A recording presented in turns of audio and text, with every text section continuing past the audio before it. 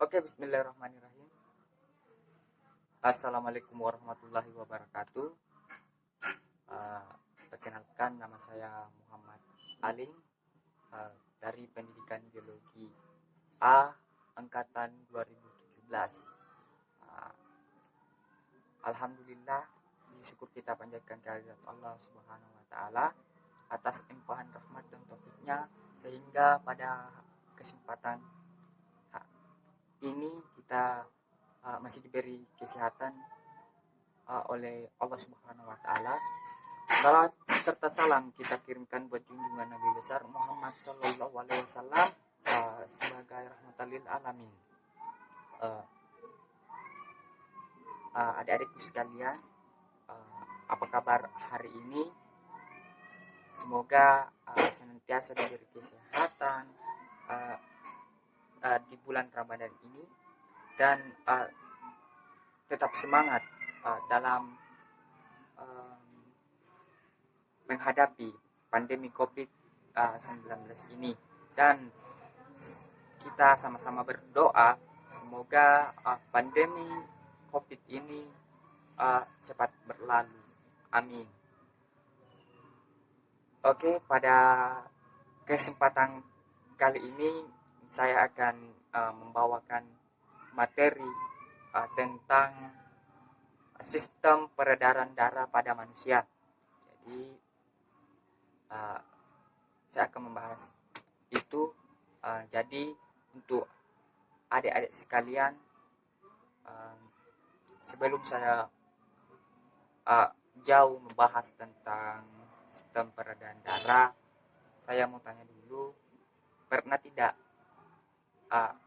adik-adik sekalian penasaran atau bertanya-tanya tentang sistem peredaran darah dan organ-organ apa yang terdapat dalam sistem peredaran darah ini?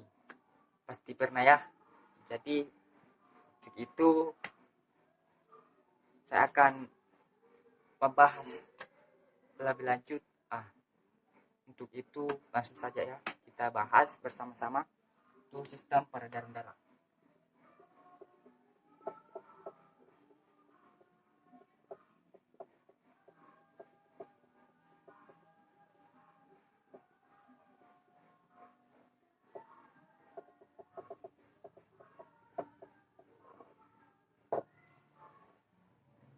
Oke, jadi sistem peredaran darah manusia. Di sistem peredaran manusia adalah sistem atau alat transportasi yang fungsinya itu untuk mengedar nutrisi atau mengangkut oksigen ke seluruh tubuh, baik itu oksigen, nutrisi, atau zat-zat lain. Jadi fungsinya itu untuk mengedarkan ya. Jadi fungsi lainnya itu ada juga, yaitu untuk menjaga suhu tubuh. Fungsinya itu sistem peredaran itu bukan cuma untuk mengedar oksigen, nutrisi, dan zat-zat lain, tapi dia juga untuk bisa menjaga sistem mempertahankan sistem atau suhu pada tubuh kita, seperti itu. Jadi fungsi lainnya juga bukan cuma itu, tapi ada juga, yaitu mengangkut sisa-sisa metabolisme, seperti itu ya. Oke, jadi fungsinya tadi itu yang pertama mengedar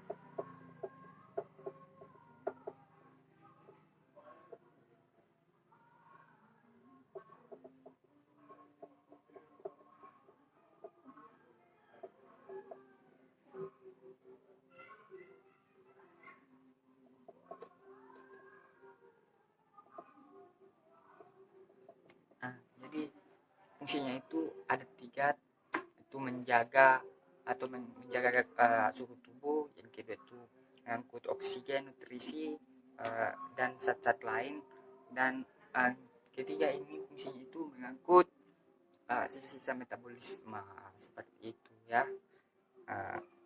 Mungkin sampai di sini paham ya.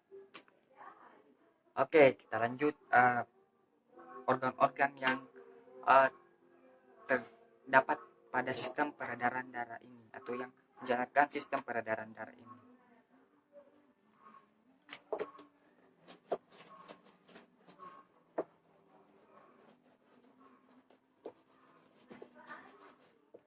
Jadi organ-organnya.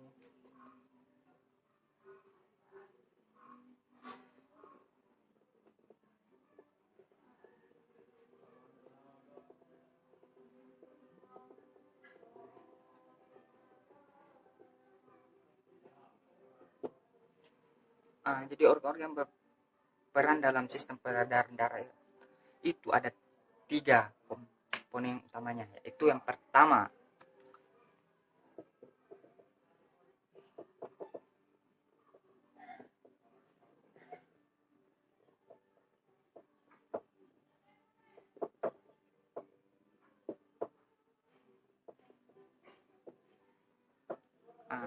ada 3, yaitu pertama jantung, yang kedua itu pembuluh darah, dan yang ketiga itu darah sendiri ya.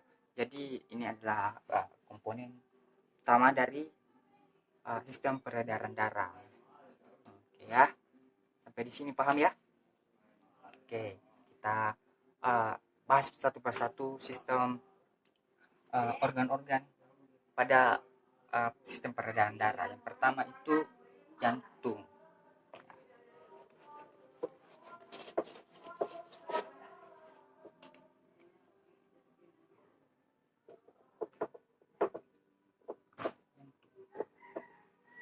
Jantung. Jadi jantung ini fungsi merupakan alat vital pada manusia. Jadi jantung ini sangat berperan penting dalam tubuh manusia, di mana jantung ini berfungsi untuk memompa darah di seluruh tubuh. Jadi fungsinya jantung di sini adalah memompa darah ke seluruh tubuh ya.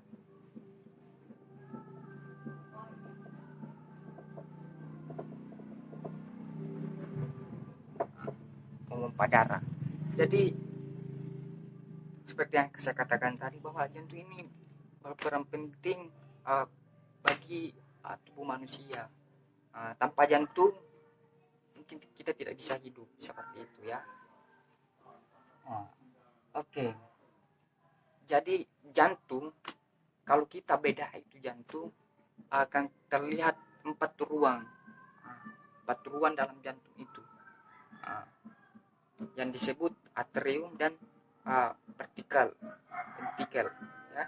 Jadi itu atau biasa disebut bilik kanan dan serambi, seperti itu. Jadi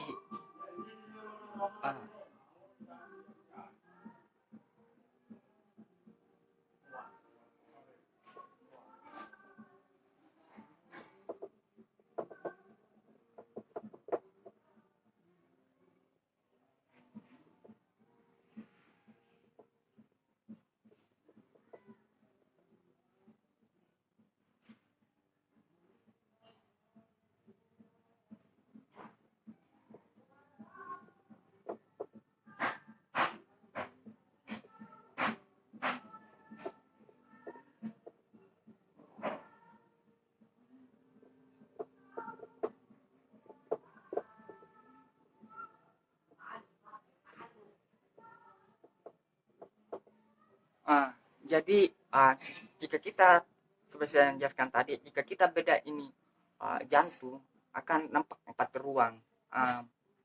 Itu bagian atas itu namanya serambi, yang bagian bawah itu adalah bilik. Jadi bilik serambi kanan, serambi kiri, dan bilik kiri dan bilik kanan, seperti itu ya. Jadi serambi kiri dan bilik kiri itu tempat darah,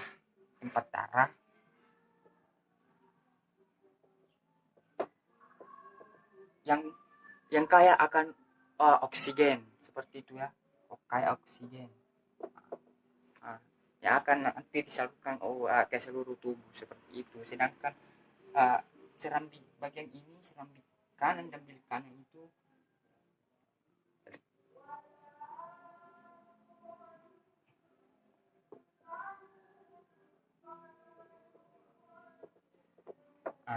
sedangkan serambi kanan dan bilik kanan itu dia itu tempatnya darah yang banyak mengandung karbon dioksida atau CO2 seperti itu ya.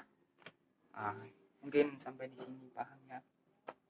Pertanyaan kemudian, kenapa darah yang kaya O2 dan CO2 ini tidak bergabung dalam dalam jantung? Karena dalam jantung itu ada yang dinamakan katup ya.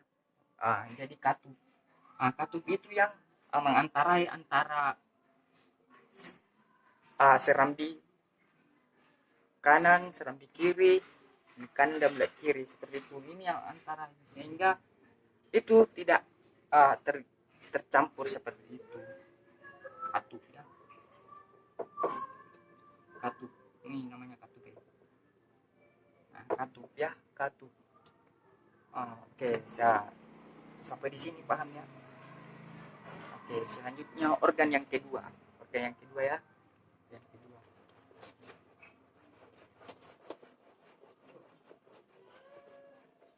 Organ yang kedua yaitu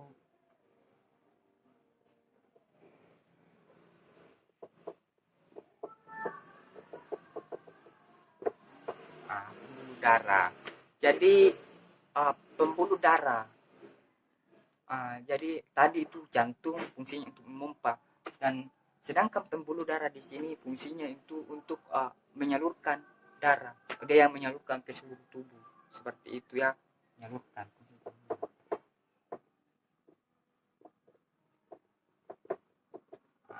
ke seluruh tubuh. Hasil pompahan dari jantung, darah yang dipompa oleh jantung akan masuk ke dalam pembuluh darah. Pembuluh darah di sinilah yang akan menyebarkan darah ini seperti itu.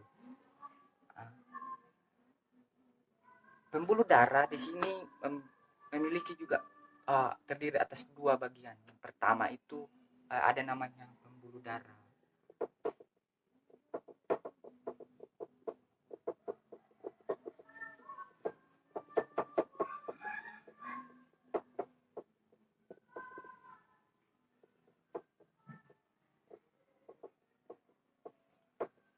Ada yang pertama itu pembuluh darah arteri. Yang kedua itu pembuluh darah vena. Jadi pembuluh darah arteri di sini pembuluh darah yang mengangkut darah yang mengandung banyak oksigen. Oksigen ya. Sedangkan pembuluh darah vena itu dia pembuluh darah yang mengangkut darah yang banyak mengandung CO2 seperti atau karbon dioksida ya. Sampai di sini paham ya. Oke, selanjutnya adalah ada pertanyaan seperti ini. Jika kan pembuluh darah arteri dan vena itu ada pembuluh darah yang besar ya, yang akan menyalurkan ke seluruh tubuh. Jadi pertanyaan kemudian, bagaimana darah bisa mengalir ke jari-jari atau yang paling sempit seperti itu? Bagaimana? Jadi ada pembuluh darah tersendiri yang namanya itu pembuluh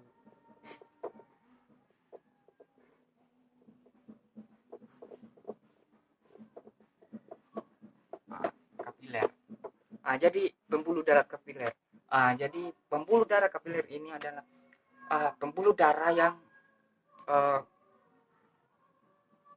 kecil, dan ini yang akan menyalurkan ke tubuh yang sempit seperti itu, seperti sela-sela jari seperti ini. sini ada pembuluh darah ya, pembuluh darah dia akan menyalurkan pembuluh darah kapiler yang akan menyalurkan itu darah ke jari-jari seperti itu ya. Sampai di sini paham ya. Oke, selanjutnya itu darah.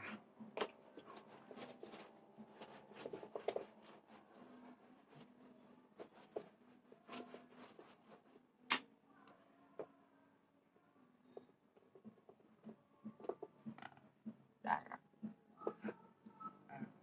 Darah ini adalah komponen utama ya dalam sistem peredaran darah juga, dan sangat dibutuhkan oleh manusia. Jika tidak ada darah ya mungkin kita bisa mati seperti itu, karena ya seperti yang saya jelaskan tadi bahwa darah ini yang akan mengangkut CO2, dan itu seperti fungsinya itu mengikat ya, mengikat oksigen seperti itu ya. Sedang komponen darah itu ada beberapa. Yang pertama itu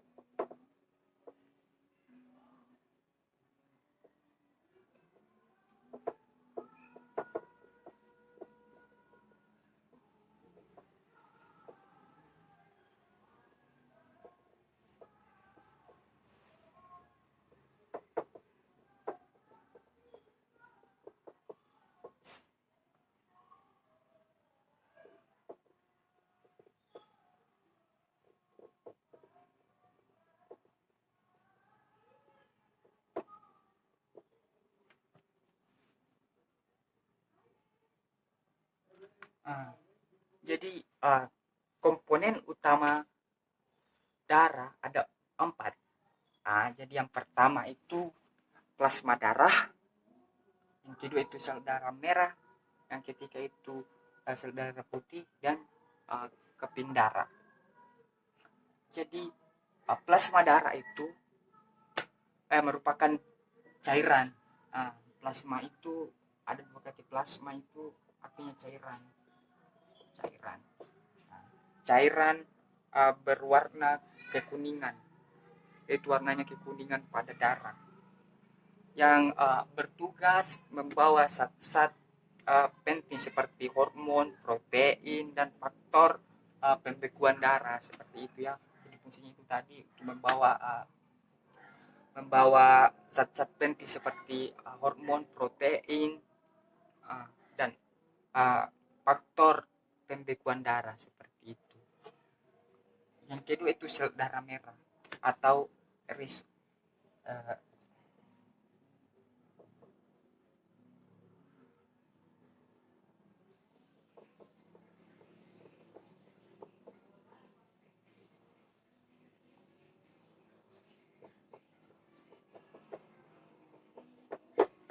Sel darah merah atau eritosit. Jadi sel darah merah di sini itu pembawa oksigen, dia yang mengikat oksigen, dan dia pula yang membawa karbon dioksida yang akan dikeluarkan dari tubuh seperti itu ya. Jadi fungsinya di sini sel darah merah itu mengikat oksigen, atau dia yang membawa oksigen dan karbon dioksida seperti itu. Yang ketiga itu sel darah putih atau leukosit. Leukosit, sel darah putih, dia ini fungsinya mempertahankan tubuh dari infeksi baik itu virus, bakteri, jamur, dan lain-lain. Jadi fungsinya itu mempertahankan tubuh. Sel darah putih itu mempertahankan tubuh ya. Jika ada benda-benda asing yang masuk, dia harus melalui dulu ini sel darah putih. Jika itu bersifat membahayakan atau tidak dikenal, sel darah putih ini akan memakannya seperti itu. Dan fungsinya seperti itu. Fungsinya itu mempertahankan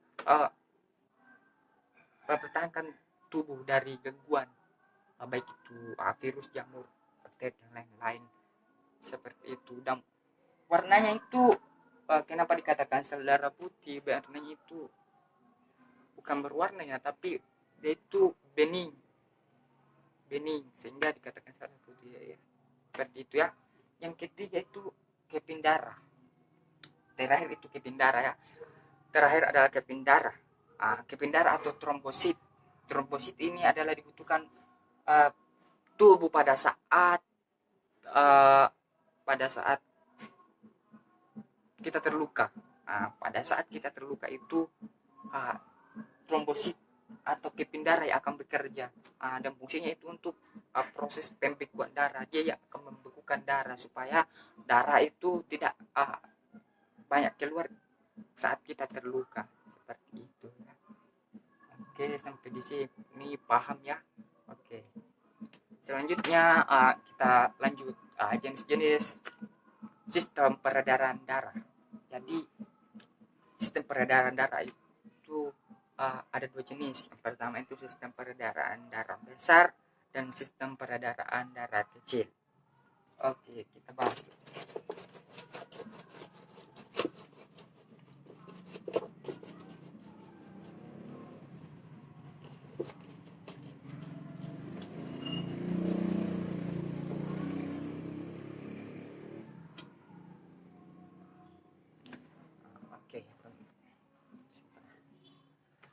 Oke.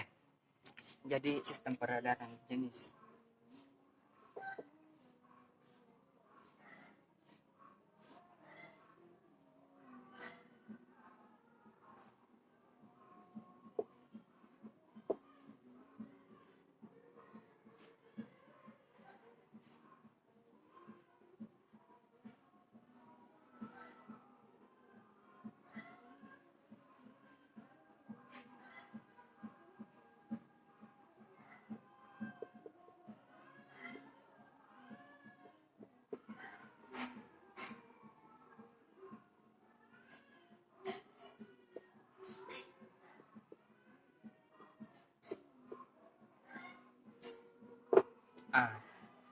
Oke, jadi sistem peredaran darah atau jenis peredaran darah ada dua.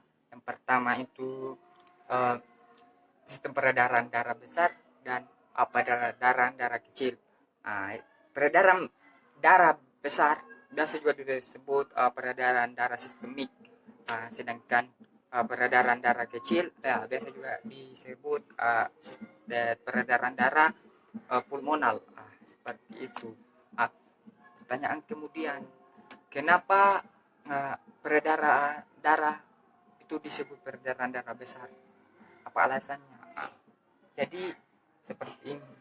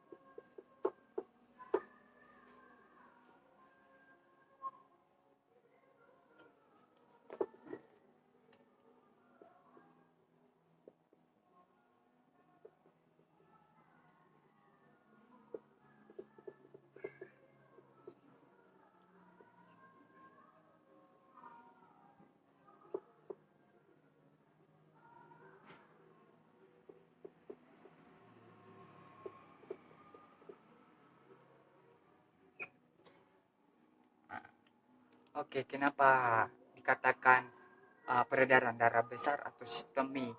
Karena pada dasarnya sistem peredaran ini cakupannya lebih luas atau lebih luas. Jika kita berbicara tentang luasnya, jadi sistem peredaran darah besar ini diawali dari jantung ke seluruh tubuh dan kembali ke jantung. Jadi itu prosesnya lebih panjang dari peredaran kecil, karena peredaran darah kecil atau pulmonal dia itu lintasannya itu lebih pendek.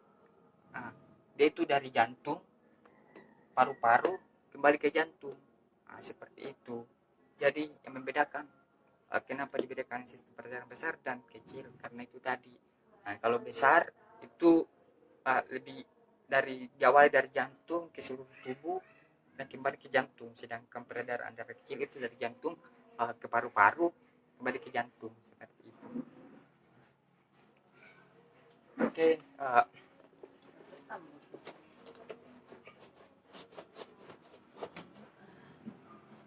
Oke, selanjutnya itu kelainan pada sistem peredaran darah.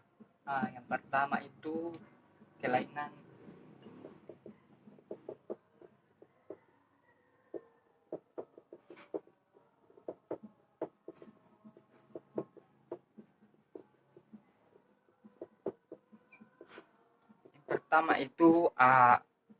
anemia.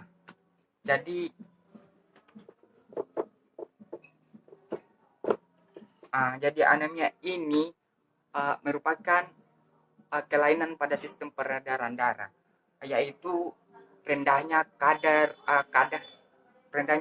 hemoglobin pada dalam darah itu, sehingga penyakit ini ada seperti itu, atau bisa dikatakan sel darah merahnya itu sedikit, sehingga menyebabkan penyakit anemia seperti itu. Yang kedua itu leukemia. Leukemia ini adalah penyakit atau biasa disebut kanker darah. Kanker darah karena penyebab penyakit leukemia ini adalah disebabkan karena sel darah putih itu peningkatan jumlahnya itu terus meningkat tanpa tidak bisa tidak terkendali seperti itu. Jadi penyebab leukemia itu karena peningkatan sel darah putih atau leukosit yang tidak terkendali, sehingga menyebabkan ini kanker atau penyakit leukemia. Yang ketiga itu ambeien.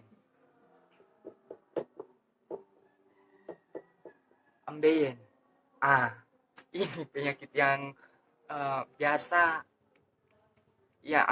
dialami oleh manusia, seperti itu. Ambeien ini dibentuk oleh distensi jaringan vena di bawah selaput lendir yang melapisi saluran di bawah kulit, yang melapisi anus. Jadi ini karena adanya pelebaran atau pembengkakan di ambeien itu disebabkan karena adanya pembengkakan pada lapisan anus, seperti itu. Jadi ini disebabkan karena pelebaran lapisan, atau lebih gempanya itu karena jaringan vena di bawah selaput anus itu keluar atau membengkak, distensi namanya. Mungkin itu saja yang bisa saya jelaskan pada kesempatan kali ini. Jika ada pertanyaan, silakan ditanyakan nanti.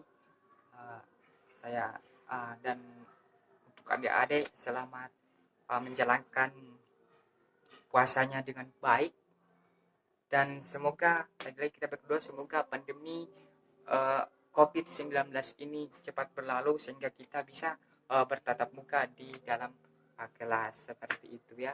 Saya akhiri dengan ucapan terima kasih kepada adik-adik sekalian yang akan menonton video atau telah menonton video saya ini. Semoga apa yang saya sampaikan itu dapat bermanfaat bagi kita semua dan teman adik-adik sekalian. Teruslah belajar, karena apa yang saya sampaikan itu masih kurang, karena masih banyak referensi di luar sana. Teruslah membaca. Begitu yang sempat saya sampaikan. Wabillahi taufiq wal hidayah. Assalamualaikum warahmatullahi wabarakatuh. Terima kasih.